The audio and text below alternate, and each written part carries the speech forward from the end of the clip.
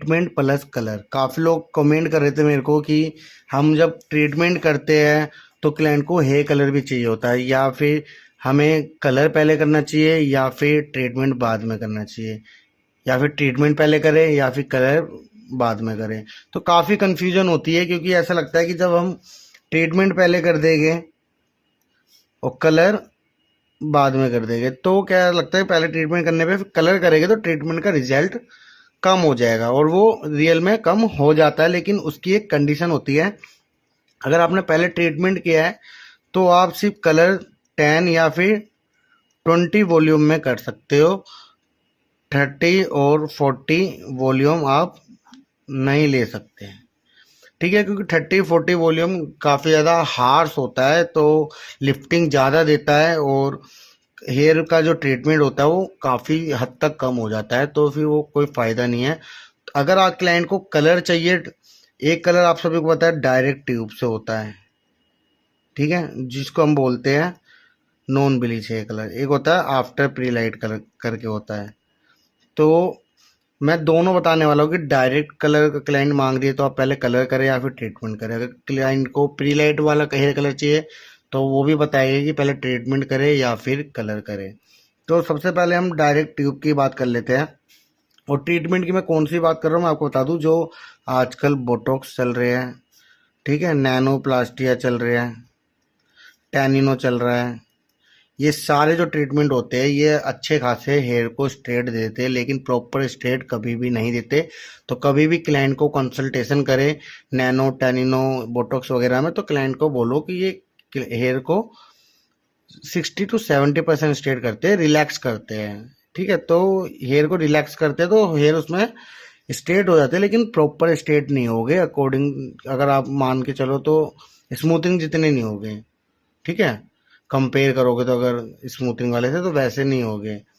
क्योंकि काफ़ी लोग क्लाइंट सोचते हैं कि इसी से स्ट्रेट हो गए तो फिर बाद में काफ़ी प्रॉब्लम हो जाती है।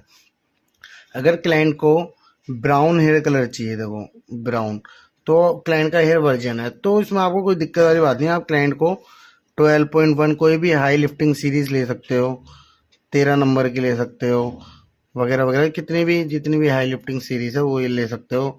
जैसे कि आपका इसको ले लिया आपने और इसको क्लाइंट का हेयर देखना थिन है तो 30 वॉल्यूम में लेना है, अगर क्लाइंट का हेयर थिक है तो 40 वॉल्यूम में करना है।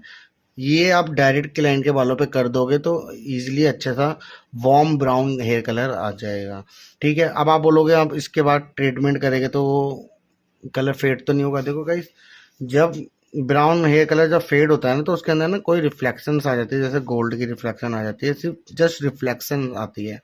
तो ब्राउन में अगर गोल्ड की रिफ्लेक्शन आती है तो वैसे भी हमें क्या करना है ब्राउन, तो ब्राउन से वो वार्म ब्राउन में हो जाएगा, तो ज़्यादा कोई दिक्कत नहीं आती क्योंकि वो सीरीज ब्राउन की रहती है, बस रिफ्लेक्शन थोड़ा सा टिंट गोल्ड का आता है।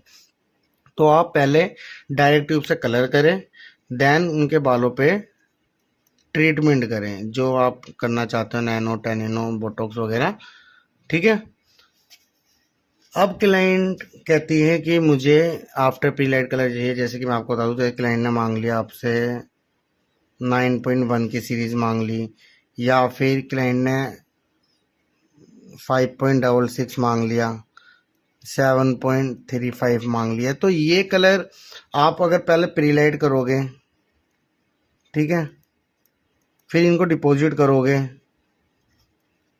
ठीक है, फिर ट्रीटमेंट करोगे तो ट्रीटमेंट क्या कर देगा, सारा डिपॉजिट निकाल देगा, आपकी सिर्फ प्री लाइट बचेगी वो पीला, ठीक है। अब क्लाइंट ने 5.66 आपने डिपॉजिट करा है, वो इसको फेड करके प्री लाइट के उस पर येलो टच पे ले आएगा, तो क्लाइंट को रिफ्लेक्शन नहीं मिलेगी देखने को, तो जो उनको एग्जैक्ट सेट चाहिए थी।